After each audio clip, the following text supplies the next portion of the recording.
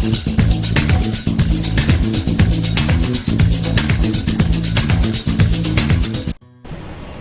जय हिंद जय भारत। मैं मदन लाल आज़ाद, संयोजक संस्थापक all India bike board taxi union.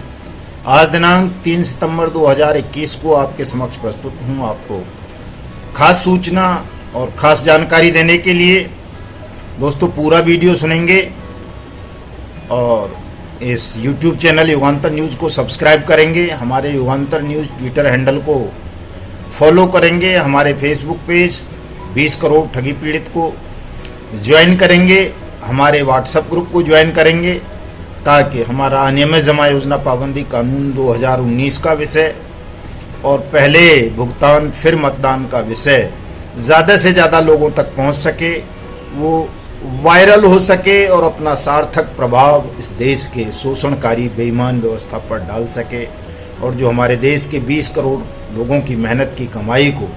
ठगों ने बारी बारी से ठगा है, वो जल्दी से जल्दी उन पीड़ितों को वापस मिल सके। तो दोस्तों आज शुरुआत करते हैं बाइक बोर्ड टैक्सी स्कैम के। एक मास्टरमाइंड दिनेश पांडे को ऑनरेबल सुप्रीम कोर्ट से मिली जमानत के संदर्भ में। ऑनरेबल सुप्रीम कोर्ट ने कल दिनेश पांडे को जमानत दे दी। बाइक बोर्ड टैक्सी स्कैम के आरोप में वो जेल में बंद था, और आपको बता दूं कि ये लगभग 150 करोड़ रुपए दिनेश पांडे के खातों में आपकी मेहनत की जो रकम थी, जो संजय भाटी वगैरह ने गर्वित innovative promoters limited, independent TV इत्यादि इत्यादि नाम से आपसे ठगी थी, वो रकम, उस रकम में से 150 करोड़ रुपए दिनेश पांडे की फर्जी कंपनियों के खातों में ट्रांसफर हुए थे। और दिनेश पांडे चूंकि विदेश भाग गया था इस पैसे को लेकर के,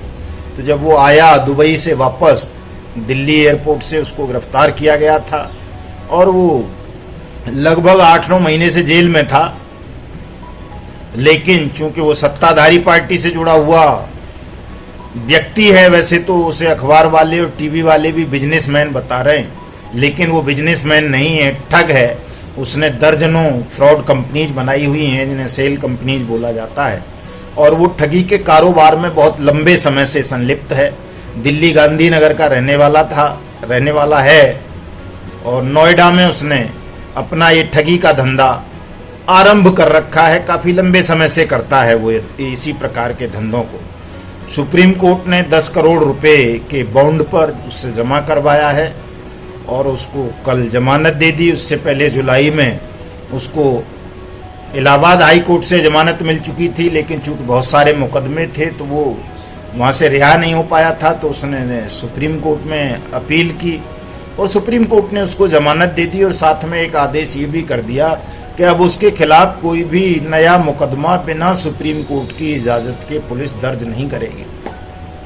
तो ये ज्यादती है एक तरह से, मतलब कानून का मखौल उड़ाना है, मजाक उड़ाना है कि जिस बाइक बोर्ड टैक्सी स्कैम में हमारे देश के 2 लाख सैनिकों के साथ ठगी हो, हजारों सैनिकों ने आत्महत्या कर ली हो, 6 लाख से ज्यादा अन्य किसान, मजदूर, प्रोफेशनल्स जिस स्कैम के शिकार हुए हों, जो प्रधानमंत्री के green India clean India mission के नाम पर हुआ हो, खुलेआम हुआ हो, जिसमें दर्जनों आरोपित अभी तक फरार हैं, उन पर इनाम घोषित हैं और उनकी गिरफ्तारी से पहले ही तमाम केसेज में अभी चालान भी फाइल नहीं हुआ है, अभी सीबीआई जांच की सिफारिश पेंडिंग चल रही है। ऐसे जघन्य कांड में जिसमें हमारे देश के फौजियों का खून तक निकालकर विदेशों में बेच दिया गया हो, इस तरह के भयावह, जघन्य और शर्मनाक कांड के आरोपी दिनेश पांडे को या वेनिस मॉल के मालिक सतेंद्र भसीन को देश की सर्वोच्च अदालत द्वारा जमानत दे देना, वो भी बिना पीड़ितों का पक्ष सुने, मैं समझता हूं ये कानून का मजाक है, कानून का मखौल है। और जो विवेकाधिकार सुप्रीम कोर्ट या हाई कोर्ट के जजेस को प्राप्त हैं, उन विवेकाधिकारों का दुरुपयोग है खुलेआम। ऐसे मामलों में जमानत नहीं देनी चाहिए थी, कम से कम पीड़ित पक्ष को सुनना चाहिए था। राज्य सरकारें, सेंट्रल गवर्नमेंट के वकील जो सुप्रीम कोर्ट को रिप्रेजेंट करते हैं, या जो एजेंसीज हैं, जांच एजेंसी, चाहे वो ईओडब्ल्यू हो, ईडी हो, चाहे अब तो सीबीआई को भी कह सकते हैं वो हो, या कोई लोकल पुलिस एजेंसीज हों या एसआईटी हो, उनका फर्ज बनता था कि वो पीड़ित पक्ष को भी सूचित करती जब इन ठगों की बेल पर सुप्रीम कोर्ट या हाई कोर्ट सुनवाई कर रहे थे, लेकिन उन्होंने ऐसा करना मुनासिब नहीं समझा। हो सकता है उनको कोई प्रलोभन दिया गया हो, कोई भय दिखाया गया हो, कोई दबाव डाला गया हो, चूंकि इसमें भयभीत भी किया जा रहा है ऑफिसर्स को, चाहे वो डॉक्टर रामशीष यादव हों एसपी ईओडब्ल्यू मेरठ, चाहे वो एसएसपी कृष्णा वैभव रहे हों गौतम बुद्ध नगर, चाहे वो ईडी के डायरेक्टर रहे हों राम सुखेश्वर सिंह, राज सुखेश्वर सिंह, उन तमाम लोगों को डराया गया, धमकाया गया, उनके खिलाफ विभागीय एक्शन हुए। जिन जिन लोगों ने भी बाइक बोट टैक्सी स्कैम में ईमानदारी से अपराधियों के खिलाफ, ठगों के खिलाफ काम करने का प्रयास किया। तो दोस्तों,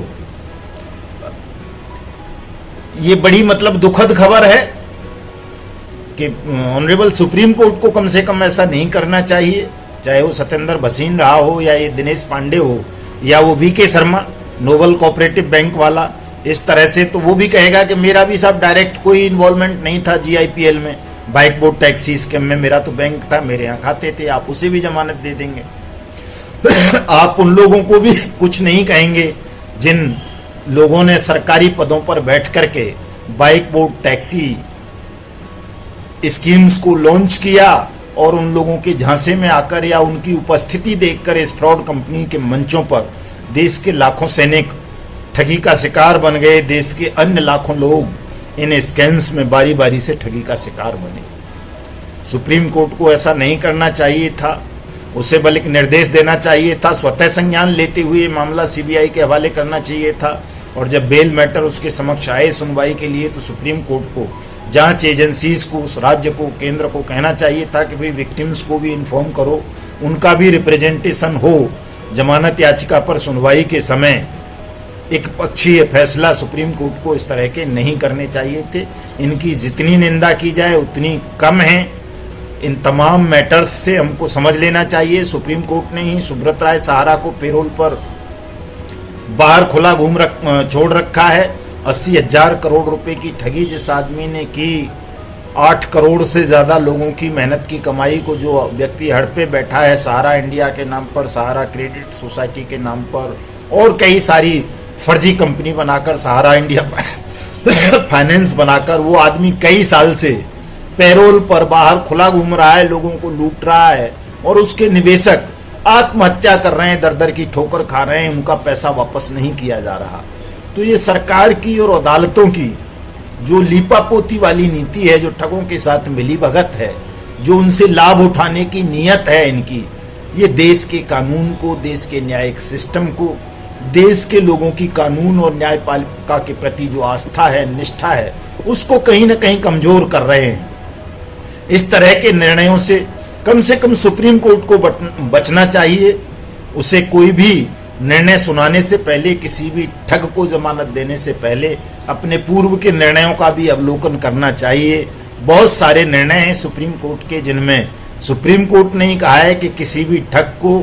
तब तक जमानत नहीं दी जाएगी जब तक कि वो ठगी हुई रकम सुप्रीम कोर्ट की ट्रेजरी में या ट्रायल कोर्ट की ट्रेजरी में या सरकारी खातों में या विक्टिम के पास विक्टिम की रकम को वापस नहीं कर देता, तब तक किसी भी ठग को सुप्रीम कोर्ट, ट्रायल कोर्ट, कोई भी हाई कोर्ट जमानत नहीं देगा। इस तरह के बहुत सारे फैसले हैं सुप्रीम कोर्ट के 2016 से पहले के, और अब सुप्रीम कोर्ट उन तमाम निर्णयों पर कुठाराघात करते हुए, अपने ही डिसीजंस पर, सुप्रीम कोर्ट के ही फैसले हैं वो, उनको पलटते हुए, उनको धत्ता बताते हुए, अपनी ही अवमानना करते हुए दिनेश पांडे, सत्येंद्र भसीन और सहारा, सुब्रत राय सहारा जैसे ठगों को खुले घूमने की अनुमति देगा तो ये अन्याय है। एक तरह से ये नहीं होना चाहिए। चैलेंज कर रहे हैं हम, इन सब चीजों को करेंगे, लेकिन दोस्तों कानूनी कार्रवाई करने से ज्यादा भी ज्यादा महत्वपूर्ण आज के दौर में मुझे लगता है कि आपका संगठित होना है। यदि आपने संगठित होकर समन्वित प्रयास नहीं किए, इन अन्यायपूर्ण फैसलों का विरोध नहीं किया, इस बेईमान सिस्टम का विरोध नहीं किया, जो सरकार संसद द्वारा सर्वसम्मति से पारित अनियमित जमा योजना पाबंदी कानून 2019 को लागू नहीं कर रही। आज तक 3 साल हो गए, देश में कोई स्पेशल कोर्ट नहीं बनी उस कानून के तहत, स्पेशल अथॉरिटी का गठन नहीं किया गया, कोई स्पीडी ट्रायल नहीं हुआ, कहीं एक भी व्यक्ति का पैसा इस कानून के तहत वापस नहीं किया गया। ऐसी बेईमान निकम्मी सरकार की खिलाफत करने के लिए आपको संगठित होना पड़ेगा और समन्वित प्रयास करने पड़ेंगे दोस्तों। और संसद के सम्मान के लिए, सुप्रीम कोर्ट के सम्मान के लिए आपको मैदान में आना पड़ेगा, चूंकि न्याय की कुर्सियों पर बैठे हुए लोग भी कहीं न कहीं भय, दबाव और प्रलोभन के कारण अनुचित निर्णय दे रहे हैं, गलत फैसले दे रहे हैं, न्याय का गला घोंट रहे हैं। सबसे अच्छा, सबसे सस्ता, सबसे सरल, सबसे सुलभ माध्यम है दोस्तों कि आप लोग अपने संगठन को मजबूत बनाएं, इस ठगमुक्त बेईमान रहित भारत निर्माण मिशन से जुड़ें और जो सोशल मीडिया पर अभियान चल रहा है, अनियमित जमा योजना पाबंदी कानून 2019 लागू करो, हमारा पैसा वापस करो, पहले भुगतान फिर मतदान, arrest Subrata Roy Sahara, arrest RNCL thugs, arrest Ashok Sharma catchy pixel वाला, अरेस्ट और इस तरह के हजारों ठग खुले घूम रहे हैं। नदीम और वो क्या नाम है उसका, राशिद नसीम खुला घूम रहा है, साइंस सिटी वाला, कैची पिक्सल वाला खुला घूम रहा है, फ्यूचर मेकर वाला खुला घूम रहा है, श्योर गैन वाला खुला घूम रहा है, स्ट्रीट हॉक्स वाला खुला घूम रहा है, बाइक बोट वाले में बहुत सारे लोग खुले घूम रहे हैं, हेलो टैक्सी में बहुत सारे लोग खुले घूम रहे हैं, गो बाइक में, गो राइड में, हेलो राइड में, टॉप राइड में, तमाम ठग कंपनीज के ठग आज देश में खुले घूम रहे हैं। और ये इसलिए घूम पा रहे हैं क्योंकि सरकार तो बेईमान है ही, सिस्टम तो ठगों के कब्जे में है ही, लेकिन हम लोग भी कहीं ना कहीं कमजोर हैं, असंगठित हैं, ठीक से अपनी लड़ाई को लड़ नहीं पा रहे। जो रास्ता, जो मार्ग हमारा लड़ने का होना चाहिए, हम उस पर चल नहीं पा रहे। सब लोग अपनी अपनी अलग अलग खिचड़ी, अपनी अपनी दाल रोटी बना रहे हैं, अलग अलग दिशाओं में लड़ाई को ले जा रहे हैं, चाहे वो आदर्श वाले हों, सहारा वाले हों, कैची पिक्सल वाले हों, साइंस सिटी वाले हों, फ्यूचर मेकर वाले हों, या राधा माधव कॉरपोरेशन लिमिटेड वाले हों, ब्लू फॉक्स मोशन वाले हों। सब लोगों के मन में ये लालच है, ये भावनाएं, ये बिठा दिया गया है कि यदि वो सरकार की गुलामी करेंगे, चमचागिरी करेंगे, गीत गाएंगे, उसका गुणगान गाएंगे, तो शायद उनकी मेहनत की डूबी हुई रकम उन्हें जल्दी वापस मिल जाएगी। लेकिन दोस्तों ऐसा होगा नहीं, चूंकि इस बात को गांठ बांध लो तमाम साथी कि चाहे वो आदर्श क्रेडिट कोऑपरेटिव सोसाइटी हो, चाहे Kisan agro techno credit cooperative society हो, चाहे केवीसी हो, चाहे बाइक बोट हो, चाहे हेलो टैक्सी हो, चाहे राधा माधव कॉरपोरेशन लिमिटेड हो, चाहे ब्लू फॉक्स मोशन हो, चाहे कैची पिक्सल हो, चाहे साइंस सिटी हो, चाहे फ्यूचर मेकर हो, चाहे गो बाइक, चाहे गो राइड, चाहे हेलो राइड, चाहे जेसीबी और चाहे श्योर गैन, चाहे प्रिया प्रभार, चाहे कुलकर्णी, चाहे संजीवनी, चाहे नवजीवन, चाहे कोई और, ये जितनी भी ठग सोसाइटीज हैं, ठग कंपनीज हैं, ये या तो मोदी सरकार में बैठे हुए लोगों की हैं, या उनके मित्रों की हैं, या उनके बेनिफिशियर्स की हैं कि जो आप लोगों की मेहनत की कमाई को ठगते हैं और उसका एक बड़ा हिस्सा सरकार में बैठे हुए लोगों को पहुंचाते हैं। और सरकार में बैठे हुए बेईमान लोग इन ठगों को प्रोटेक्शन देते हैं, इनको बचाते हैं, ठीक से अदालतों के अंदर इनकी खिलाफत नहीं करते, विक्टिम की पैरोकारी ठीक से नहीं करते, और अदालतें भी इनको एक तरफा जमानत दे करके खुला छोड़ देती हैं और ये पुनः एक नई कंपनी बनाकर या पुरानी कंपनियों के माध्यम से ही ठगी करने लगते हैं। तो दोस्तों अगर इस परंपरा को, इस ठग परंपरा को ध्वस्त करना है, ठगों को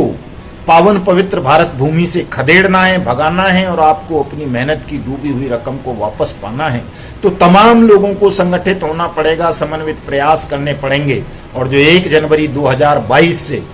हम संसद पर सत्याग्रह करने जा रहे हैं, अनियमित जमा योजना पाबंदी कानून 2019 को लागू करवाने के लिए आप तमाम लोगों को उस सत्याग्रह से जुड़ना होगा, भागीदारी करनी पड़ेगी। अभी तो फिलहाल आप सोशल मीडिया पर एक्टिव हो जाइए तमाम लोग। जिन लोगों के ट्विटर हैंडल्स नहीं है वो ट्विटर हैंडल्स बनाइए, जिन लोगों के फेसबुक पर आईडी नहीं है वो फेसबुक पर आईडी बनाइए। यदि आप फौज में हैं, पुलिस में हैं, सोशल मीडिया पर रह नहीं सकते ट्विटर पे या यूट्यूब पर या फेसबुक पर या व्हाट्सएप पर, तो आप अपने फैमिली मेंबर्स से बनवाइए ताकि वो इस अभियान के साथ जुड़ें और इन चीज़ों को वायरल कर सकें, ताकि सरकार को पता चल सके कि यदि इन 20 करोड़ लोगों ने मिलकर एकजुट होकर हमारी खिलाफत की तो ये हमारी इस बेईमान सत्ता को उखाड़ फेंकेंगे। और जब सरकार को ऐसा लग जाएगा तो सरकार एक दिन में आपकी मेहनत की डूबी हुई रकम को वापस करेगी। दोस्तों, सरकार का चाहे ईडी डिपार्टमेंट हो, चाहे पुलिस हो, चाहे सीबीआई हो, चाहे कोर्ट हो, चाहे कुछ से भी हो, चाहे दूसरी लोढ़ा कमेटी हो, ओड़ा कमेटी हो, ये तमाम लोग मतलब बुरी तरह आकंठ डूब चुके हैं करप्शन में। और ठगों के साथ इनकी इतनी मिली भगत है कि अभी पिछले दिनों 3 जुलाई को 5 दिन लगातार ईडी ने सर्च अभियान चलाया दमन में राधा माधव कॉरपोरेशन लिमिटेड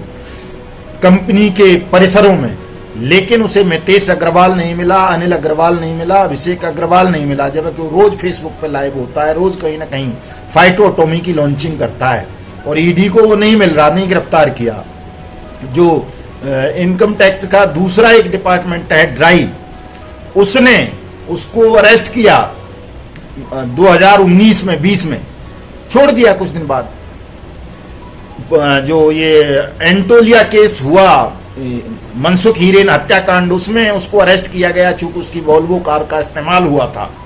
उसमें उसे 2 घंटे बाद एनआईए ने और एटीएस ने हिरासत से छोड़ दिया। दिल्ली के वेलकम थाने में उसके खिलाफ मुकदमा दर्ज है 420 का। आज तक उससे पूछताछ करना दिल्ली पुलिस ने मुनासिब नहीं समझा। तो ठगों की ताकत का अंदाजा आप लगा सकते हैं कि ठग कितने सातिर हैं, कितने ताकतवर हैं, किस तरह से उनकी पीएमओ तक पहुंच है। मैंने कल भी बताया था, एक खबर आई थी कि किस तरह से पीएमओ के सेक्रेटरी ने एक औरत से 200 करोड़ रुपए ठग लिए, और गृह मंत्रालय के सेक्रेटरी ने उसको बोल के कि मैं अनूप सिंह बोल रहा हूं गृह मंत्रालय से। अनूप सिंह कौन है? केवीसी का अनूप चौधरी, खुला घूम रहा है केवीसी के नाम पर, जिसने लाखों लोगों के साथ ठगी की, वो है अनूप चौधरी। वो गृह मंत्री का सचिव बन जाता है, प्रधानमंत्री का सचिव बन जाता है, प्रधानमंत्री के साथ उसके फोटो हैं, गृह मंत्री के साथ हैं, राजनाथ सिंह के साथ हैं, रक्षा मंत्री के, और दूसरे लोगों के साथ हैं। वो कुछ भी बन के कहीं भी किसी से भी ठगी कर लेता है, खुला घूम रहा है आज तक। उसके खिलाफ दर्जनों मुकदमे हैं उत्तर प्रदेश में, सहारनपुर में और लखनऊ में। उसको आज तक अरेस्ट नहीं किया जा रहा। क्यों? क्योंकि ये सब लोग सरकार के लोग हैं, और सरकार नहीं चाहती कि ठगों के खिलाफ कोई कार्रवाई हो, आपकी मेहनत की कमाई आपको वापस मिले। बहुत सारे लोग, मैं आदर्श क्रेडिट सोसाइटी का उदाहरण देता हूं, वो कहते हैं साहब लीव क्रेडिटर हटाओ, प्रशासक नियुक्त कर दो। अरे भैया, प्रशासक नियुक्त हो जाएगा तो सब सोसाइटी को, सरकार को आपका पैसा वापस करना पड़ेगा। लिक्विडेटर रहेगा, आपका पैसा वापस नहीं होना है, तो सरकार क्यों प्रशासक अपॉइंट करेगी? क्यों पैसा वापस देना चाहेंगे अमित शाह या नरेंद्र मोदी आपको? उन्हीं की तो थी आदर्श क्रेडिट कोऑपरेटिव सोसाइटी, उन्होंने ही आपके पैसे का गबन किया है। तो आपको ये छोटी छोटी सामान्य चीजों का ज्ञान होना चाहिए, छोटे छोटे स्वार्थों से बाहर निकलना चाहिए, और अब मिलकर के तमाम लोगों को अपनी इस लड़ाई को लड़ना चाहिए। अन्यथा ये ठग जो आपकी बची कुची सामर्थ्य है, धन है, आपका सम्मान है, आपका जीवन है, उसको भी तबाह कर देंगे, और आप सदियों लड़ते रहेंगे, न्याय नहीं मिल पाएगा। आपको न्याय लेना है तो सबको मिलकर लड़ना पड़ेगा, संगठित होकर लड़ना पड़ेगा, और अपनी शक्ति का, अपने जनमत का एहसास कराना पड़ेगा इस बेईमान सिस्टम को। जय हिंद, जय भारत।